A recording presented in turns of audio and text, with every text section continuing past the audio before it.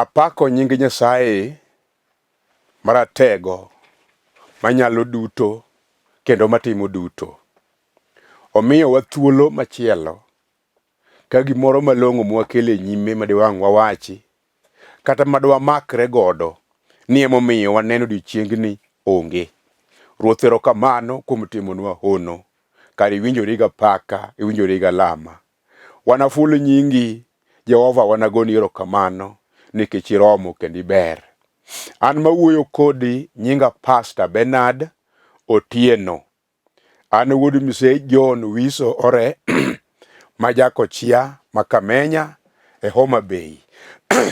Nyasaye maratego maparo miere kendo paro nyithind ji modong' kendgi moleo nopara e thurwa kuro higni moko mosekadho chien. Aja neno ni Nyasachwa ni timo kendo aja neno ni Nyasaye ni kod lwete monyalo gamo godo gik ma onge mokel.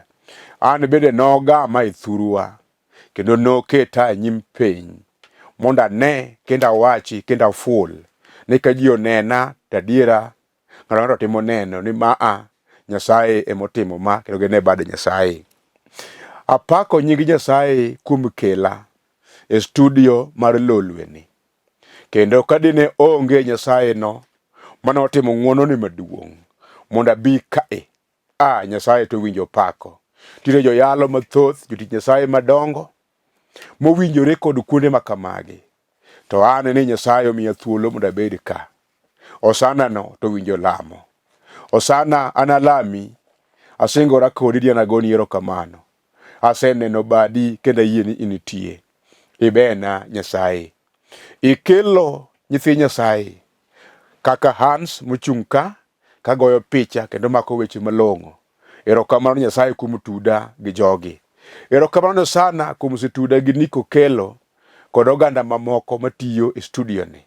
Erokamano kuom jogi iye mondo kargi mar ohala giloki mondo yali wach Nyasaye.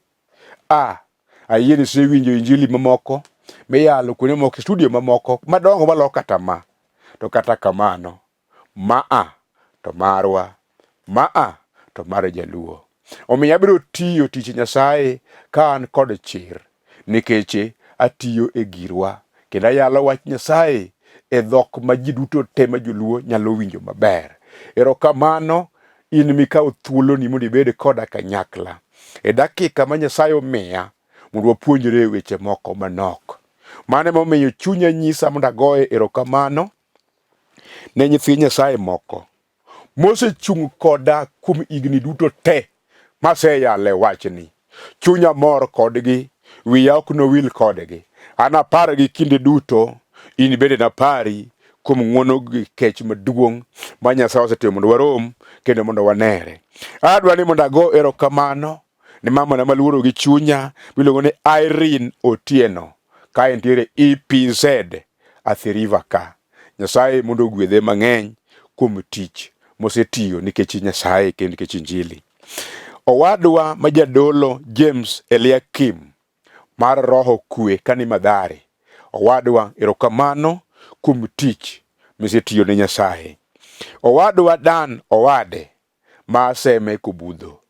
Owadwa ka in gi jaodi manyare Imbo kod wuodi ma Kevin. Erokamano kuom tich misetiyo ne Nyasaye. Mwalimu Joseph Opapa wuod Karachuonyo. Ebe Nyasaye mondo gwedhe kama entie. Mama na maluoro gi chunya hinya, Mama Lilian Mokriek, nyar Ugenya motedo South Sudan. Nyasaye omiyo gi thuolo mondo ginwang' tich e piny Amerika magitimo biashara maggi kendo gitiyo kuro. Mama na chunya obolore nyim Nyasaye kagoyo ni erokamano kuom chung godo koda e wach marang'ongo mar yalo wach Nyasaye. Nyasaye mondo gwedhi mang'eny. Owadwa Lawrence Amonde ka Korokocho. Nyasaye mondo gwedhi. Mama na Mary Abwao ka Papolengo. In bende kama intie Nyasaye mondo gwedhi. Ewi mago duto wi ok nyalo wil wago erokamano ne family mara jaoda Mary Atieno gi nyithinda kamoting'o James Odhiambo gi Geoffrey Ochieng' Otieno. Giduto kanyakla gisechung' e wachni. Kamora mora ma nyithinda mamoko nitie, Valerie Anyango, Nyasaye mondo gwedhe kech gisechung' kode wachni maratego. Nyasaye mondo gwedhegi mang'eny, Nyasaye mondo gwedhegi mang'eny. In bende minwang'o thuolo mondo wanere kendo iwinja kichung' e girwani maa en marwa mar joluo. Nyasaye mondo gwedhi, Nyasaye mondo riti, Nyasaye mondo telni.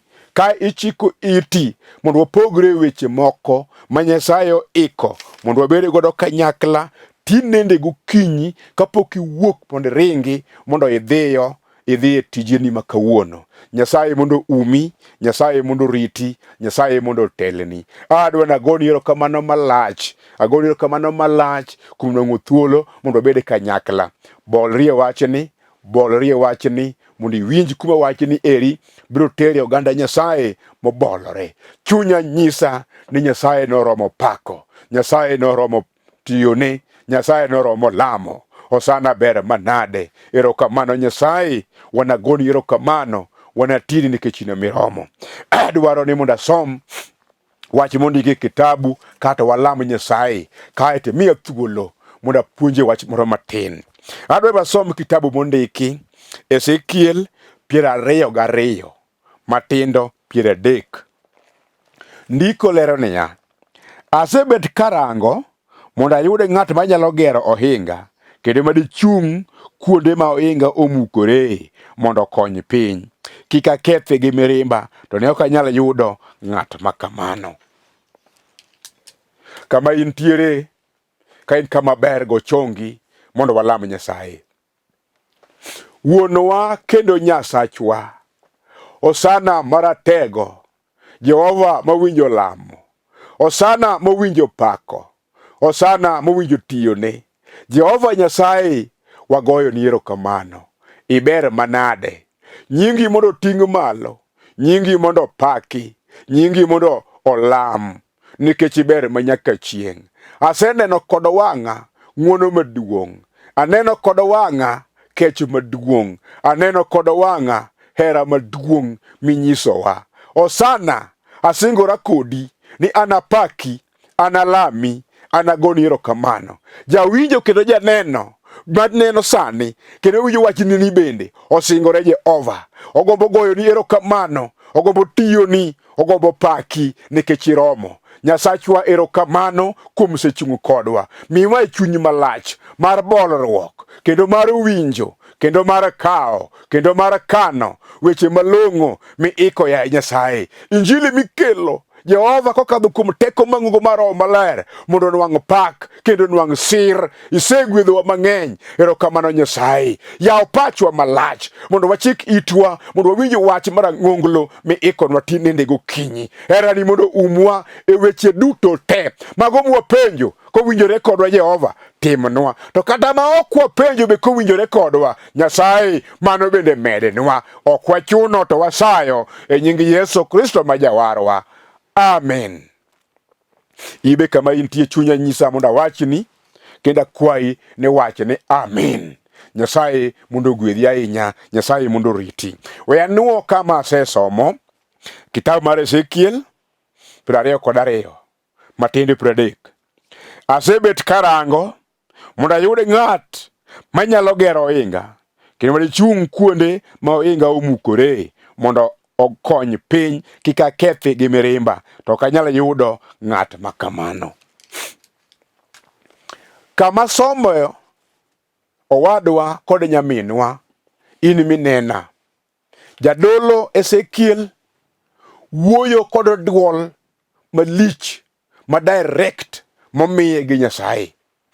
Kendo kisomo wachno kia malo, tokoni kaka nyithind Israel oseketho e nyim Nyasaye.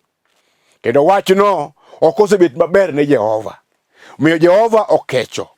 Odwaro ni mondo kethi oganda duto te modak dala Jerusalem. To manyo ng'ato manyachung'ie nyime mondo kwe mirimbe.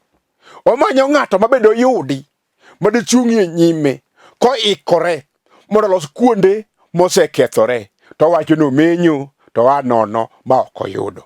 Mano emomiyo abiro mondo awuo kodi.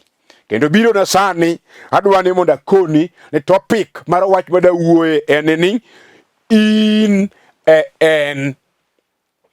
In minena ni in jalo nogo. Kendo in mwawinjore kodi, mwawuoyo kodi sani ni in en. Ruoth Nyasaye wuoyo kowacho niya, ohinga mar Jerusalem, chiel mar dala Jerusalem, ohinga osemukore, kendo onge gima nyalo geng'o wasigu oko. To bende onge jal mosebedo gi paro mar wacho ni mondo wager ohinga mosekethore.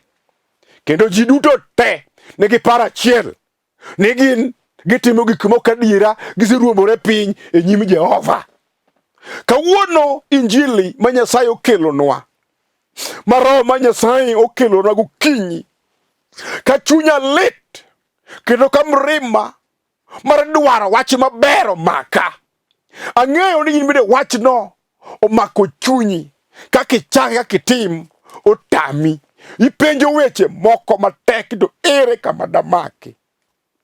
To chunyi wacho ni niya, ka gini joma notelonwa noteme mogore piny maonge gima long'o mane giyudo. Samoro historia kata sigana mar gweng'u bende yaloni kawacho ni niya, kiweyo kata jogweng' to dalau kamine betie no gima long'o ne pok otimore, kendo onge gima ne nyalo chung' mawachi kata masiem ni wuonu notimo. Bende onge gimoro ma jogweng' ka nyalo siemo ni notimore maber. Koro kata kiwuoyo ni ere ng'ama dwa chung' madwa geng'o kendo madwa loso kendo madwa gero ohinga mosekethore, to in kigoyo wang'i chien tineno ka ok iromo, kendo iwacho kendi to ka mwandu taonge go, to ka rieko mar piny misome kitabu bende ok adhi sikul, ma bende na an nono kod bada. To bende kata king'iyo chia ma ji nigo bende aonge go. Koro anani bende nitiere gimoro madamaki kata madalosi kata madatim madikony dalawa ka, kata madikony gweng'wa ka, kata madikony pinywa. To iwinjo mago gin weche ma ji osewuoye kendo ma ji osewacho. Mago gin timbe ma ji oseneno ka timore, mong'ado kede mawacho ni onge gima ber manyalo timore, kata ma ina no inyalo timo. Isedong' kiseri kendi miwacho ni onge gima long'o manyalo timo e gweng'wa, e thurwa, e pinyni, e dalawa. Isedong' kiwacho niya, wawe wakow ji, ka ndalo oromo to wai kaka joma moko bende noa. To sana ma jaduok geno, Osana man kod gik malong'o momiyo nyithinde, oduoko penjo niya, bende ayudie ng'ato madigero ohinga mosekethore. Kakinene chalo no, inemiyo injili obiro. Kakinene chalo no, inemiyo kawuono waromo. Iminene chalo kamano no, weseri nikech ang'o? Injili nigi bade. Weseri nikech ang'o? Injili nigi lwete. Weseri nikech ang'o? Injili nigi teko. Weseri nikech ang'o? Injili nigi ng'wono. Iwinjo oting'o ber, iwinjo oting'o loch, iwinjo en kod gweth e lwete. Kata osekethore, injili penjo, bende ayudie ng'ato? Iwinjo agombo ni mondo iwach niya, in en inie jal mosebiro, kata ibed mama mosebetie dala mosejwang' mosekethore, maonge gima long'o mayude iye, ma nyithindo mantiere kanyo olap dhogi chwer kandong'o piny e ndalo ma Nyasaye omiyowa ni, momi nena kendo abedo aneni, momi yuda to an bende ayudi. Injili wacho niya, in en, ok en ng'ama chielo, en mana in ema injili ni obiro ne. En mana in madwa chung' kod dala, en mana in madwa chung' kod biashara, en mana in madwa chung' kod gweng', en mana in madwa chung' e piny mwadakie mosekethore ni. Ok en ng'at machielo. Kikisiem ng'at chanie moromo. We siemo kijana chanie moromo. Mama na we siemo ni mama ng'ane mado winji ema do timo. Ooyo en mana in.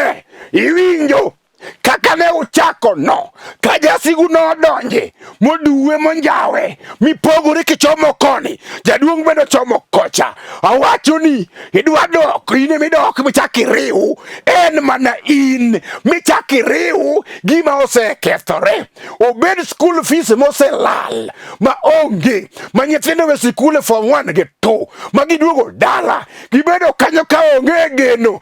Iwinjo wadwa, en mana in emiduoko nyithindogo. Iwinjo mama na, en mana in emiduokogi. Jaduong' ok ng'ato, en mana in emiduoko nyithindogo. Nikech ang'o? Hosana biro kod duoko. Kata bede dala mosedure mosenjaure, kawuono adwa ni mondo imak dalano gi lweti ariyo kama, kiwacho no sana, an ema make kendo an emidwa tiyo koda, ok nyal machielo. Kendo be yawuoyi 10.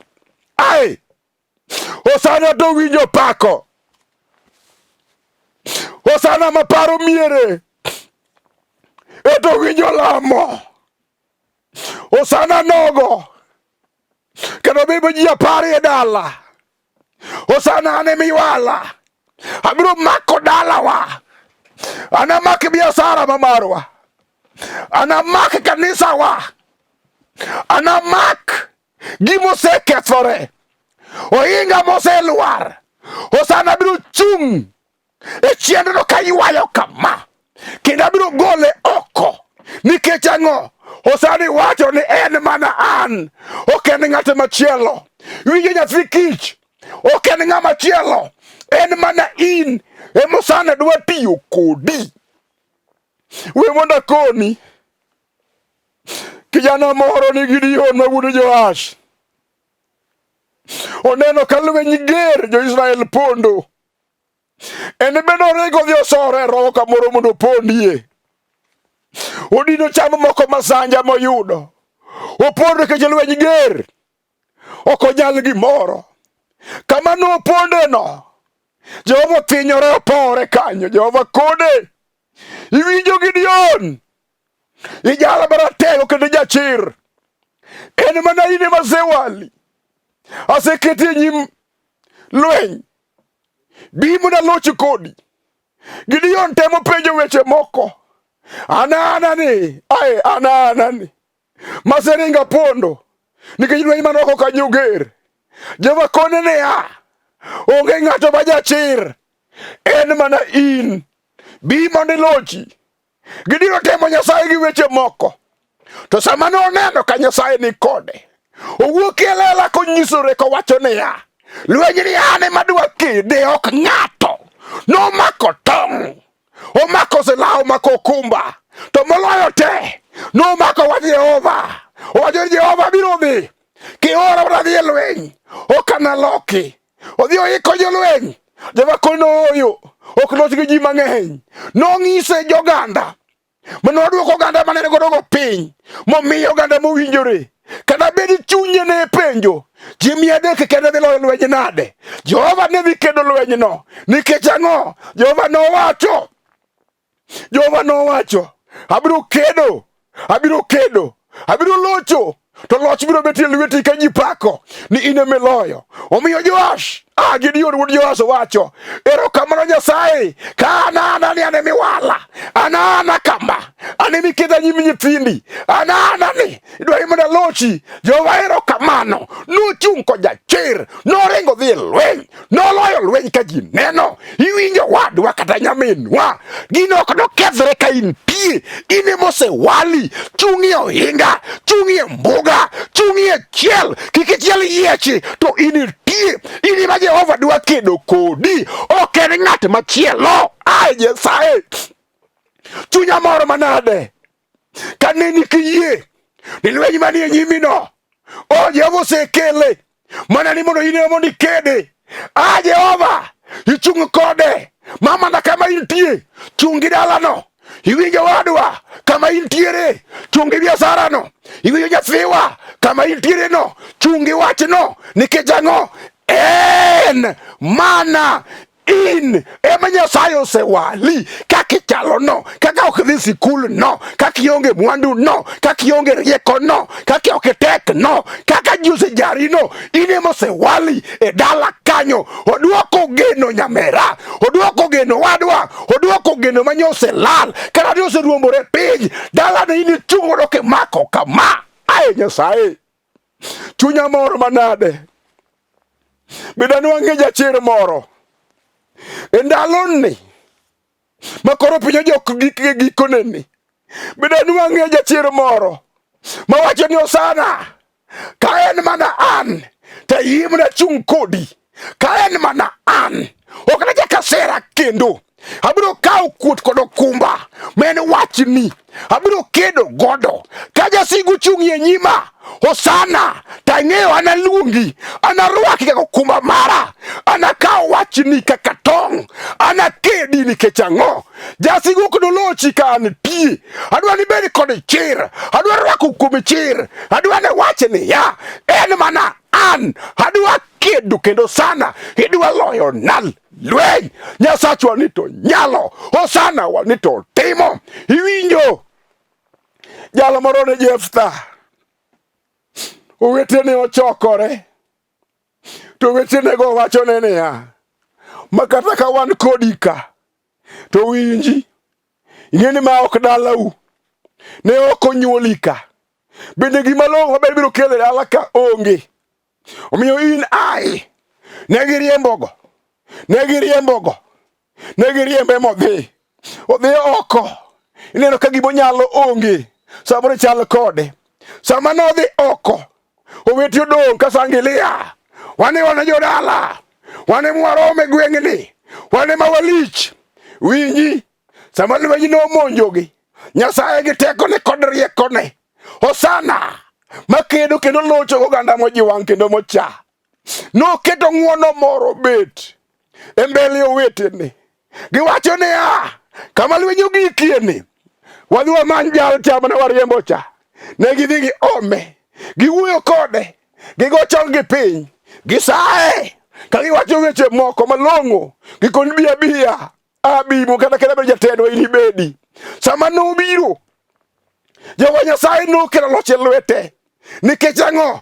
Ne mana en ema nowale, en ema Nyasaye ne dware, en ema Nyasaye dwa locho kode, en ema Nyasaye dwa timo kode oni kod ranyisi, kaka ondike Muma Nyasaye ni oni gi ranyisi noluw bang' wachne. Ai, Jeftha obiro, lweny oyaro, okelo Nyasaye mbele, wa Jehova aonge teko, aonge nyalo, in ema in go, kilochona, anagoni erokamano gi gima yudo e lweta, gimoro amora marumogo anachiwni, nikech ang'o? Iratego, chung'i e nyima, ichung'i e kedo, tiwinjo Jehova, an emisewala, ok ng'ama chielo, an e en. Mano omiyo kawuono ka an ka, to chunya nyisa mondo awachni ni in e jalno, ok macha.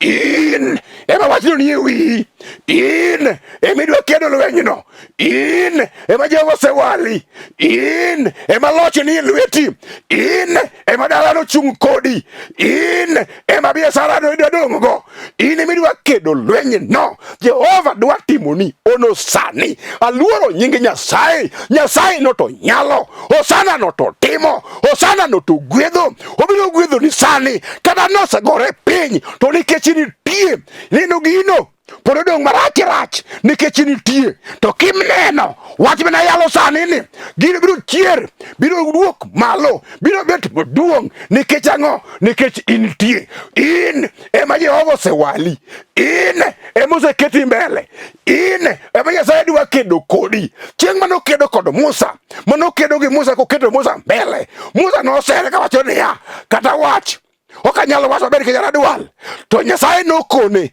in pani ok inyal no, in ema sewali, in ema keti mbele, in ema igolo nyithinda e piny mar Misri, nogolo e lela ma ji oneno, ma Farao wiyo kuot kodok e dalane ka oonge loch e lwete. To Musa kadho gi nyithind Israel ka gimiyo Nyasaye duong' nikech gilocho. Iwinjo? We awi ka wacho ni niya, in e en, in e en, in e en. Kik iluor, iwinjo gik mabeyo te obiro nikech in. Ot maber no, in. Iwinjo dala mochiel motegno no, in. School fee mayudore no, in. Gik malong'o go te obiro nikech in. Gweth no te nitie nikech in. Kik iluor, go chongi piny mondo walam Nyasaye.